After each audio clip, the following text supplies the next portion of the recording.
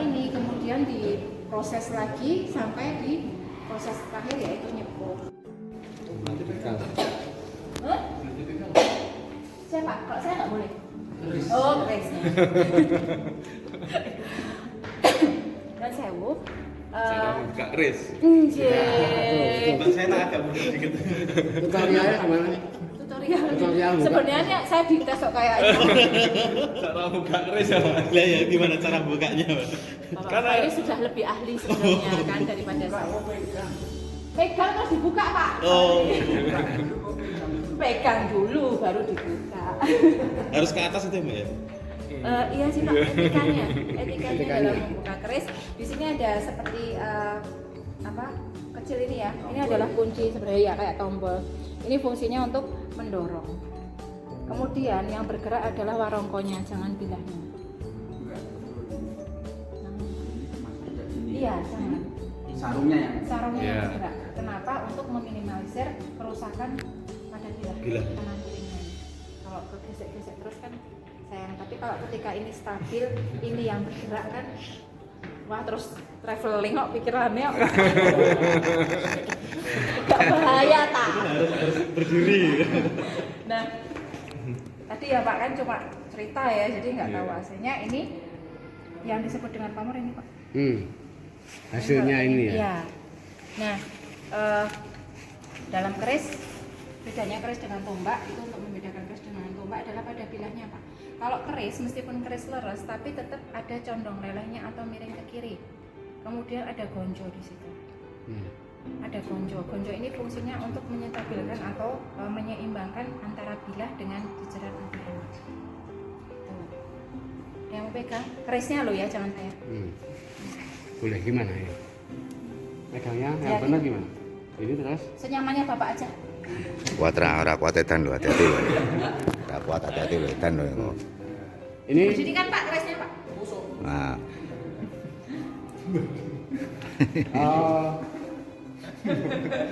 ngekek ya orang ngekek. Maksudnya, sekarang masukinnya. Oh, masukinnya yang bergerak warongkonya juga. Praktek dulu aja Pak. Warongkonya yang bergerak. ini Kanan kirinya, Mbak. Balik no Pak. Ini. Nah, ini harus begini, lurus. ya itu stabil. Tapi Berhenti. Nah, kalau ini Stabil yang apa ya?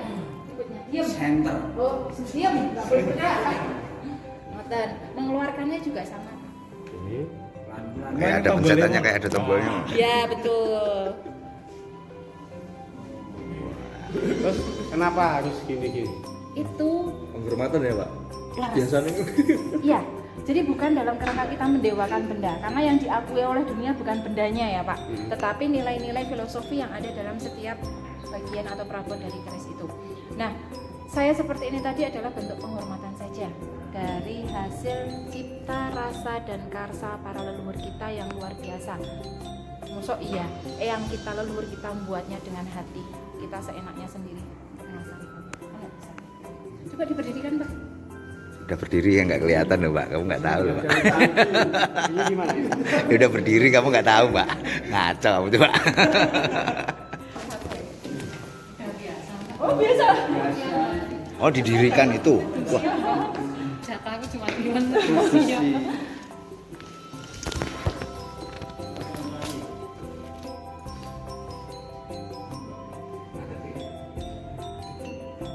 Cek bentar Pak, kaki saya kami. waduh. Udah serius-serius ngenteni loh. Udah siap-siap ya tuh. Aduh, nungguin keram. Sesuai dengan keyakinan.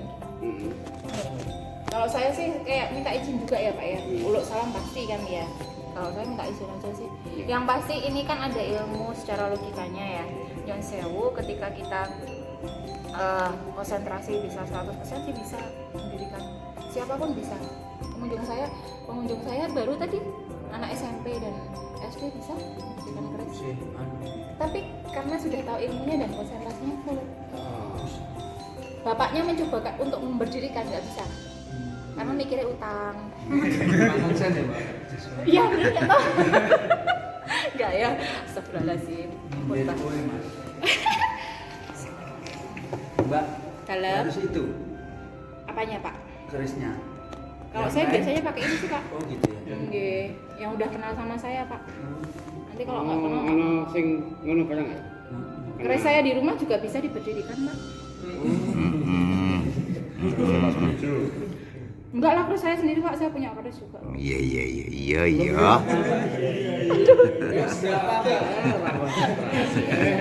Enggak ada loknya Pak, kayaknya leres tapi dapurnya jarak sama tumpeng saya. Sesuai dengan buku saya. Konsentrasi. Enggak toh Pak. Oh, maaf menang.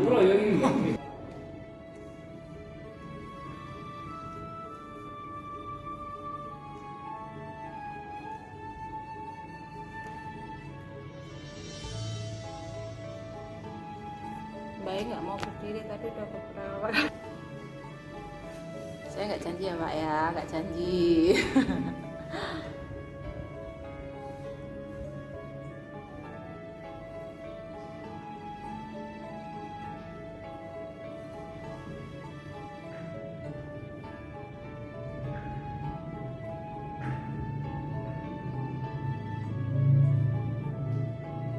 Ah, konsentrasinya gara-gara utang ki mau. Sama sih kan cocok.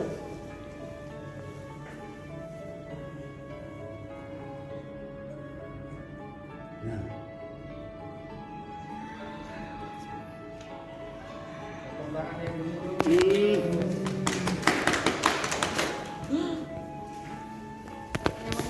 Saya malu. Mas senyum. Gue sarungnya gak iso. Belum bisa Pak, saya belum dapat ilmunya soalnya. Nah, Kalau sudah dapat ilmunya,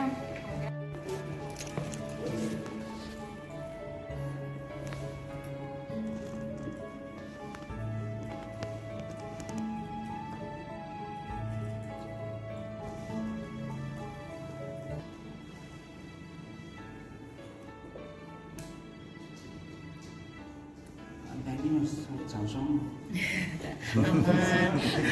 aman. Oleh ternyata Jangan bergerak. Iya. Berarti fokusnya belum 100% Pak. Ibu nggak usah mikirin yang di rumah dulu Iya, Pak. Mas.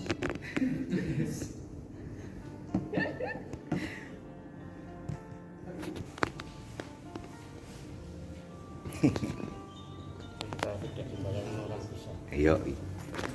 Iya betul Pak. Belum saatnya. belum saatnya untuk Oke. bisa Mendirikan. Ada yang lain yang mau coba? Mas Simon? Ya, makasih. Ini lantai terakhir. Oke, kita naik. Ada apa di atas? Katanya sih ada keris harganya 4,5 miliar. Penasaran mau tahu seperti apa? Go!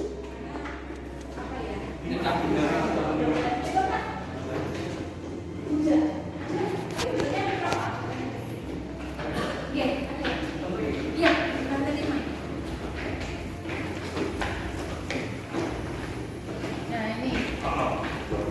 Nah ini kong. Jenis ilahnya kong yang tadi saya ngatur. ini originalnya apa? Iya. Sudah pasti nggak itu? Enggak. Yang repro tadi yang dekatnya keris Eka Sabta itu ada keris Nobosusro kan Pak. Nah itu repro. Tapi kita menyebutkannya putra. Kalau keris pameran kan repro ya. Kalau di keris atau pusaka itu kita menyebutkannya putra. Putra itu adalah keris yang dibuat dengan yang sama oleh masa kini yang dulu dibuat oleh empu masa kerajaan. Misal kayak Nobosusro. Era apa? Misal Mataram. Nah dibuat Dan sunduk. Pedang sunduk, ini namanya pedang sunduk.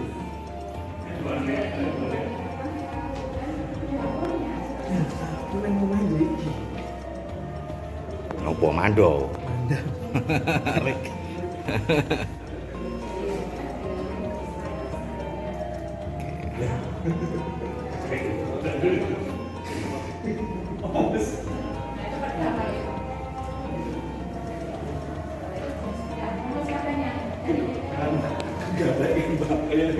atau resiko karena karya dari masa kerajaan kecuali masterpiece kami malahan masterpiece kami punyanya Pak Jokowi.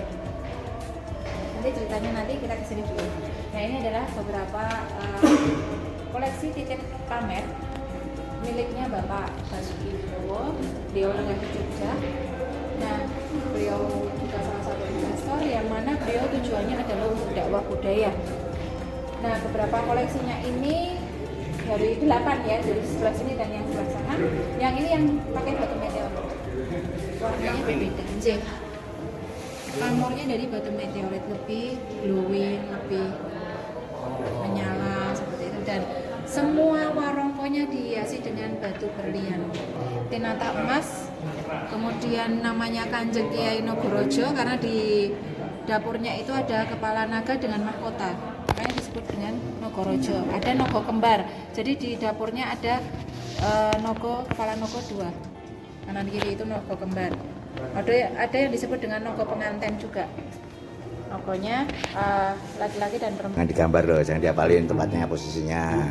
Kan? Monggo silakan, nanti urusannya nanti nggak cuma sama kita loh ya. Urusannya beda sama orang-orang tinggi ya, gambaran coba ya toh. Semuanya nggak terlihat ini kena. Ya, ini tadi kayak tembak Kanjeng Kiai Jimat, kenapa kok di vitrin stand atau vitrin utama, karena salah satu koleksi unggulan kami. Nah, termasuk ini, meskipun ini karya Empu Masakini, tetapi menjadi salah satu dan menjadi ikonnya Museum Keris Nusantara, karena keris ini memang ikon itu lambangnya atau simbol dari Museum Keris ya, Bapak. Kalau Kiai Tangara berarti pasti Museum Keris Nusantara gitu. Keris biasanya dibuat oleh seorang empu dan dibantu oleh para asistennya yang disebut dengan panja. Seperti itu. Nah, kalau keris ini dibuat oleh beberapa empu perwakilan dari beberapa daerah yang memang sengaja untuk membuat keris ini untuk Pak Jokowi sebagai penghargaan. Makanya tinatahnya emas. Tuh, dihiasi berlian. Meskipun keris baru tetapi menjadi masterpiece dan punya nama tergelar Kiai Tengoro. Tengoro itu dalam bahasa Jawa Tengah atau tanda.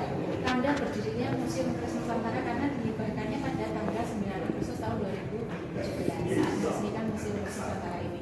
Nah, doa apa yang diimplementasikan dalam keris Kiai Tengoro ini? Doa untuk Indonesia. Pendoknya yang warna merah, teman-teman ya, itu adalah melambangkan pengharapan supaya masyarakat Indonesia berani membela kebenaran dan semangat dalam menjalani kehidupan. Warongkonya yang ada motif alas-alasan ya, motif alas-alasan ini ada hasil bumi, kemudian ada flora fauna, rempah-rempah di Indonesia, yang mana harapannya adalah supaya wajah dari keris Tengoro ini adalah dapur Larmongo. Larmongo itu adalah hewan mitologi Jawa berkepala gajah, bersayap dan berbadan naga atau ular, yang mana merupakan penggambaran 3 elemen yang elemen kekuatan pada di dunia ini. Gajah, kalau yang di ujung sana adalah salah satu keris Madura. Ujung sana, nggak tahu yang kedua itu dimiliki oleh personal atau juga ya, keris dengan